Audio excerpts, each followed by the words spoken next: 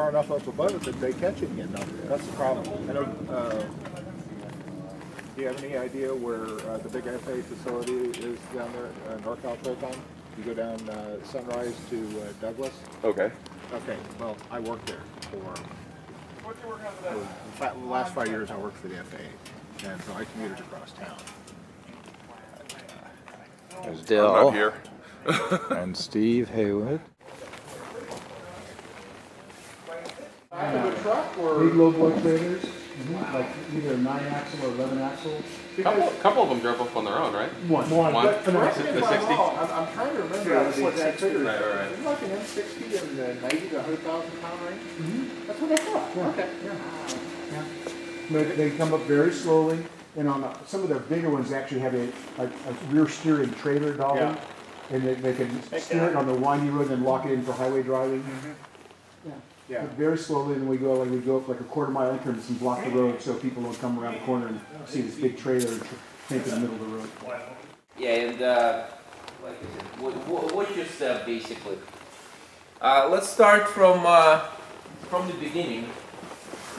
Water tank and a tank is the same, has the same meaning. And if you look on the wall, you'll see some of the in that frame over there, some of the early tanks. The British tanks were huge. They were new Soviet engineers didn't really know what they were doing. So they said, well, the Germans are forbidden to build tanks, but they used to kind of know this stuff. So in 1927, even before Hitler came to power in the Soviet Union, and obviously reconnaissance tanks were light, small tanks that would go in front of everybody and try to find stuff.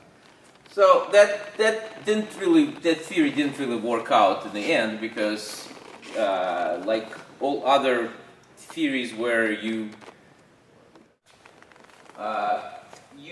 initial versions of a tank had about an inch of armor on it. The last version had about over 3 inches of armor. So you would remember how I told you that in 1939 America only had about 200 tanks. Well, by 1945 they produced over 100,000 armored vehicles. So they were able to, from about 1940 until 1942, they were able to ramp up production so fast that they were producing over 20,000 armored vehicles. Ladder because it always lights the first time when it's hit. To try and counteract some of the burning issues, which were in part to propellant fires. You have ammunition, these things are full of ammo. When you get a round penetrating, it's going to usually burst the powder casing. All that black powder gets spread over there and ignites like that, hatches blow off. On the Sherman, for example, you would see would be white tracks. It had a diesel engine, a powerful 500 horsepower diesel engine. So the reason why the diesel is preferred in tanks is it burns less. Think about armaments, and professionals think about logistics, and that's where the Soviets were really poor at. Because one of the examples I always like to give in the initial stages of the war in July 1941. When the Germans were breaking through different lines, one of the Soviet armored divisions had about 200 tanks at the beginning of the war. And High Command ordered it, advance 50 kilometers. Kind of overkill, kind of overbuilding. If you look at the size-wise, Panther comes in about 45 tons. Yeah, this was about 32. 32, yeah, thereabouts. Much heavier armor. The influence of the T-34 is apparent in the slope armor, because the Germans learned their lesson from that. All the Germans were rushed into service because Hitler wanted them ready for the big offensive. Initially, the offensive was supposed to take place in May, but his generals told him they weren't going to be ready. So Panther comes in, has this long-barreled 75 now. So you see the Sherman 75, then the one on the Panzer IV. Now you've got one that's even longer. This thing has a muzzle velocity of about 3,000 feet per second. So it'll penetrate with its standard armor piercing round, probably about 5.5, 6 inches of armor at about 1,000 meters. On the tank, big heavy tank takes the recoil. On this thing, there is nothing to take recoil on. So when you shot it, it actually jumped. Yep. Yeah. Good. Ignore all the other smoke and bang. It's that little plasma. Yeah, it's actually the first people to come up with it was the Germans, and they used it in their city fighting. And very often, like during the Battle of Berlin, Soviets lost a huge number of tanks because there was an engine display. For the engines, the general rule of thumb: the light green is British, the red is Russian, the olive drab is American, and like the dark green is the German. Everybody had their own favorite colors. So here you can see how in just basically in just 6 years how the ammo progressed. So this is what all the countries started the war with. This was the main ammo for the main anti-tank guns. So 37 to 45 millimeter. Towards the end of the war, this is what they were shooting at each other. Yeah, so that's how fast everything progresses in just 6 years. And this is really what you needed to do to kill a tank. And you want to do the table? Okay, so Vlad was showing you the earlier types of armor-piercing weapons around. Nowadays you have, like on the Abrams and the M60s and everybody else uses basically this. It's called a sabot round. It's just a dart. It's basically, it's extremely cheap. You know, you could, it's just a little grenade. You could have, the beauty of it is that it's just a tube, so you can actually stick any type of a warhead on it. So they actually, right now, even though the basic design is probably 60 years old, they're now producing the advanced warheads to, you know, to turrets. So it only had one hatch for 3 people. So you would have the loader would be over there, the gunner would be over here, and the commander would be either, here. So he had 2 seats. This one for when the hatch was closed, and this one would be when he was looking out of the hatch.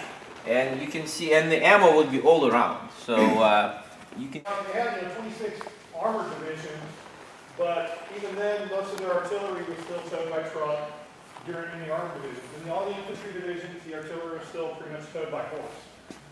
You still had actually horse-mounted cavalry units for scouting, that sort of combo. It was designed for their airborne units and their mountain troops to give them some sort of prime mover and supply hauler.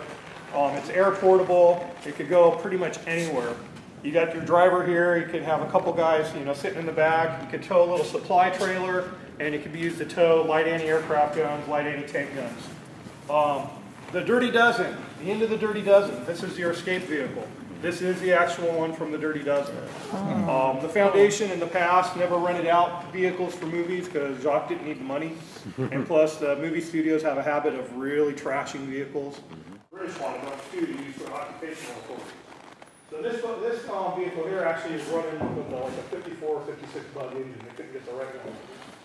So if we go on to some more, this is another Volkswagen. This is called a Schwimmwagen. It looks like a boat because it's amphibious. You look at the back of it. It's a Scud. That's what it's what the Iraqis would fire at the coalition troops during both Gulf Wars. It's a short-range ballistic missile. Routes go all the way to the V2, to the German V2. The Russians produced. This is another interesting piece. That's a Soviet nuclear cannon. It's an 8-inch gun that could fire to the range of 47 kilometers. And 8 inches is because that's the smallest nuclear round.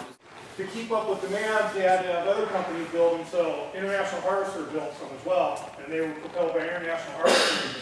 After World War At least 2 or 3 of them added. In this case, they had 6. The main reason for that is it's 1970s anti-tank. behind him, one on either side, and then the commanders in the very back where the 50 cal is. In the front is the driver. So this is normally the M48. You can see if you think back to the Israeli tank back there with the round front. This is really just a big M48. It's lengthened by about 1 or 2 road wheels. Groups of thought. So one group of thought is heavy armament versus no armament, and another one is wheels versus tracks. So the group of thought of armament versus no armament is your reconnaissance groups are not really supposed to fight the enemy. They're supposed to find. Yeah. So it was despite how much it scared the Allies, it was not considered a great success, and it actually, you know how Russians never throw away anything. This was retired out of the Russian reserves faster than the earlier GS-2. Upgraded, we have a Centurion up there, and we can actually talk about the American M60. The British developed a 105mm cannon designated the L-70, and that was after they viewed when the Hungarian uprising in 56, the Soviets were using their T-54s and T-55 along with Stalin's and other vehicles. The British Embassy managed to get measurements off of one of the T-54-55. They either got them from Hungarian insurgents, from one that was knocked out, or they did it themselves. And the 55 used a 100mm gun. The standard at the time for the Americans was a 90, and the British was an 83mm called a 20 caliber. 1,500 rounds a minute. No radar guidance, nothing. It was basically the sergeants. They were used for airfield defense, perimeter defense. During the Korean War, initially they were used also at the beginning to protect the airfield like a Kimpo and then Kusan. But once again, once the UN troops had air superiority, these became a primary ground combat vehicle against the human wave tactics. The half-tracks themselves, for the most part, were withdrawn from service, active service, by 57. Some National Guard units still had them into the 60s. After World War II, the Germans were forbidden to build tanks. For the most part, were withdrawn.